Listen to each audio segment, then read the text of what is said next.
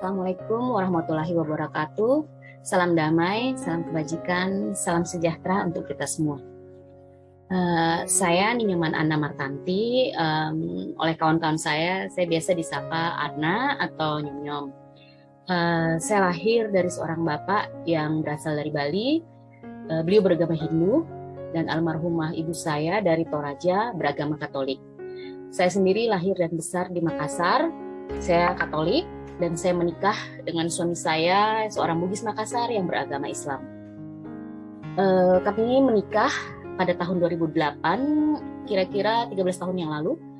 Kami menikah secara beda agama, di mana untuk akad nikahnya berlangsung pada tanggal 17 Agustus 2008, dan selang 2 bulan kemudian kami menikah pada tanggal 11 Oktober secara pemberkatan di Gereja Katolik dan secara legalitas negara dengan catatan sipil di tanggal yang sama pula.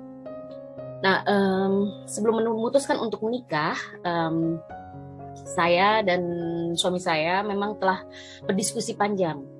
Karena bagi kami sekedar menikah bukanlah tujuan utama, tapi bagaimana kami bisa bersama-sama memahami situasi dan kondisi perbedaan kami dan menjalaninya bersama-sama.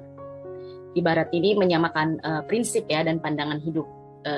Ya, seperti yang biasa dibahas di komunitas keluarga bineka, komunitas pasangan beda agama, nggak apa-apa masa nikahnya beda agama, yang penting nggak beda keyakinan. Nah, seperti itu. Ini penting menurut saya karena semua itu harus tuntas dulu dibahas dan diyakini bersama. Karena ini bukan hanya menyangkut soal persiapan nikah, tapi sampai ketika kita harus menjalani dan hingga kita meninggal nanti ya. Karena kan banyak tuh kasus ya pasangan nikah beda agama yang dimana salah satu meninggal justru menjadi potensi konflik di keluarga. Karena kalau bingung ya status agamanya nggak jelas, misalnya mau dikubur secara apa, didoakan secara apa dan seterusnya. Jadi kalau menurut saya semua harus kita samakan dulu di pandangannya, termasuk soal anak nanti. Menurut saya ini penting sekali. Saya dan suami saya sudah membahas ini sebelum kami menikah, karena kan memang maunya setelah menikah kami itu udah selesai lah dengan hal-hal yang sekiranya bisa menjadi bahan perdebatan. Kami sendiri sepakat kalau anak sedari kecil sebaiknya memang sudah diajarkan untuk takut Tuhan dan melakukan ibadah ya. Dan paling utama juga ada pegangan agama. Ya kami meyakini semua agama itu baik, yang mengajarkan kebaikan. Tapi kalau di kami, karena kebetulan saya sendiri agak sadar diri, kalau saya kurang religius, maka saya percayakan soal pendidikan agama ini anak ini ke suami. Jadi istilahnya itu suami gitu. Jadi suami yang membimbing dan mengajarkan anak agama ke anak-anak. Tapi secara spiritual kami mempercayai hal yang sama bahwa Tuhan itu Sang Maha Esa, sumber segala kebaikan, bahwa kami sama-sama percaya hubungan dengan Tuhan dan hubungan dengan sesama makhluk hidup itu harus berdasar atas kasih, cinta kasih. Jadi untuk anak-anak kami, anak saya ada 2, itu dididik secara Islam ikut suami. Nah, anak saya yang kedua ini yang usianya baru 4 tahun itu sudah cukup kritis sebenarnya mengamati. Misalnya kalau dia selalu tanya nih, Kak, Mak, kapan? Kenapa sih kalau misalnya Bapak sholat itu hanya sama kakak, misalnya Mama dan Opa nggak ikut? Ya, kami jelaskan, kami contohkan. Ya, Opa nih Hindu, jadi begini kalau sembahyang ada dupanya, ada doanya tertentu seperti itu. Nah, kalau Mama Katolik juga beda cara sembahyangnya. Bapak dan kakak itu Islam. Jadi kalau sholat ya sholat.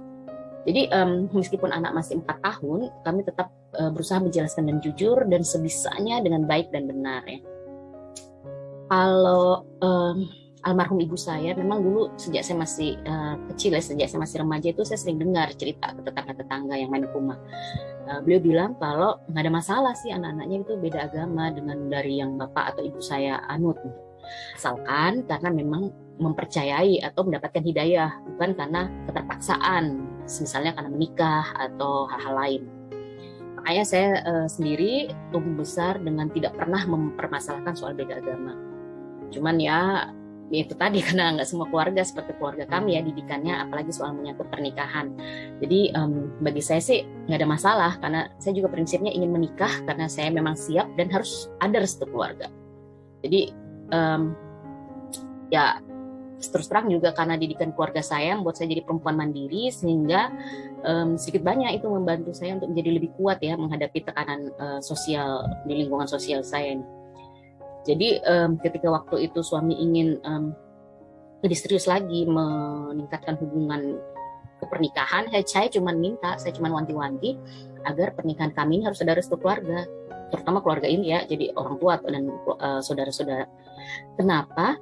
Karena saya seorang tipe family girl. Saya dekat dengan keluarga dan saya nggak suka hubungannya sendiri-sendiri. Beda-beda ya tiap pasangan ya. Nggak, kalau saya memang syarat nomor satu itu restu keluarga. Jadi itu yang saya syaratkan ke calon suami ya, suami saya waktu itu kalau mau menikahi saya ya harus usahakan gitu restunya, karena terus terang kalau dari keluarga saya kan nggak ada masalah ya, karena mereka udah terbiasa menikah beda agama. Jadi alhamdulillah, puji syukur dimudahkan, nggak sampai setahun kami menikah. Dan memang waktu hari kami juga meminta bantuan dari kerabat yang kami anggap ilmu agamanya tinggi untuk bantu jelaskan ke keluarga besar suami waktu itu. Jadi ya kami bisa menikah secara akad nikah, pemberkatan gereja, dan catatan sipil. Karena kami catatkan ke negara itu pemberkatan gereja, jadi kami dapatnya sertifikat nikah yang untuk suami dan istri.